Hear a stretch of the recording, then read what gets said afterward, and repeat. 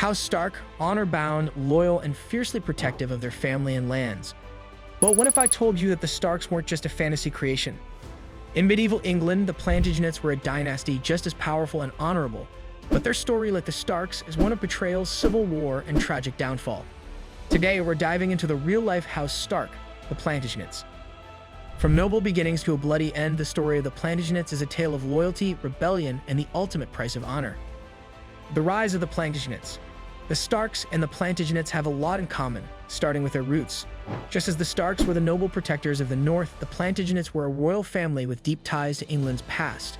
The dynasty began with Henry II, who rose to power in the 12th century and established a kingdom stretching across England and parts of France. Like Eddard Stark, who governed Winterfell with a strong sense of duty and justice, Henry II was known for his reforms and efforts to bring order to his kingdom. But being an honorable ruler wasn't enough to keep power in the world of politics and alliances. Henry II's own family would prove to be his biggest challenge. His sons, most notably Richard the Lionheart and John, fought against their father's rule, just as the Starks faced betrayal from those they trusted most. The Plantagenets, like the Starks, learned early on that family loyalty wasn't guaranteed. The Wars of the Roses, the real-life Game of Thrones. Just as the Starks faced the chaos of civil war in Westeros, the Plantagenets were caught in the middle of a brutal power struggle, the Wars of the Roses. This was a series of conflicts between two rival branches of the Plantagenet family, Lancaster and York, over control of the English throne. Think of it as the real-life version of the Boltons betraying the Starks, with family members turning against each other in a struggle for power. The Starks faced betrayal at the Red Wedding, but the Plantagenets faced betrayal on battlefields across England as cousins, uncles, and brothers clashed in a fight for the throne. These wars weren't just about power, they were about honor and family, much like the Starks' loyalty to their northern roots. But just as the Starks faced treachery, the Plantagenets saw alliances shift and betrayals unfold, leading to a cycle of violence that nearly tore their kingdom apart. Betrayal in the court, Richard II, and the Stark parallels. For the Starks, the court of King's Landing was a place of deceit, where honor was seen as a weakness. The Plantagenets experienced the same treachery. Richard II, one of the most tragic figures in the Plantagenet dynasty, ruled with a sense of nobility and justice, much like Ned Stark.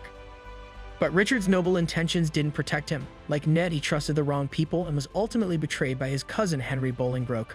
Richard was deposed and imprisoned, and he eventually died under mysterious circumstances, just as Ned's honor led to his execution. Both men underestimated the ruthlessness of their rivals.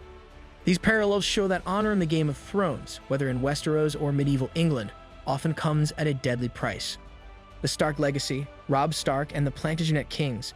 The Plantagenets, much like the Starks, had multiple generations who fought for their family's survival. Robb Stark took up his father's mantle, fighting for justice and the North. Similarly, the Plantagenet kings, like Richard II, fought to keep their family's legacy alive during the Wars of the Roses.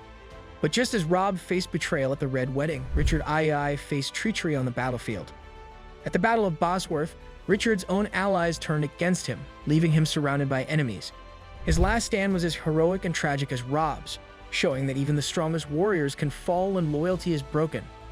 Both Richard and Robb were young, noble leaders who fought for their families, but in the end, their loyalty and bravery couldn't save them from the betrayal of those they trusted. The fall of the Plantagenets, the end of a dynasty. The fall of House Stark in Game of Thrones marked the end of an era, but the Plantagenets faced a similar fate. After years of civil war, betrayal, and shifting alliances, the dynasty finally collapsed. The last Plantagenet king, Richard II, was defeated and killed in battle, leaving the door open for the rise of the Tudors, much like how the Boltons and Lannisters seized power after the Starks' fall. Just as the Starks' defeat led to chaos in Westeros, the fall of the Plantagenets marked a period of instability and change in England. Their legacy, like the Starks, is one of nobility, honor, and the price paid for trying to do what's right in a world where power is everything. House Stark and the Plantagenets, two noble families with a sense of honor and duty, but both victims of betrayal and power struggles.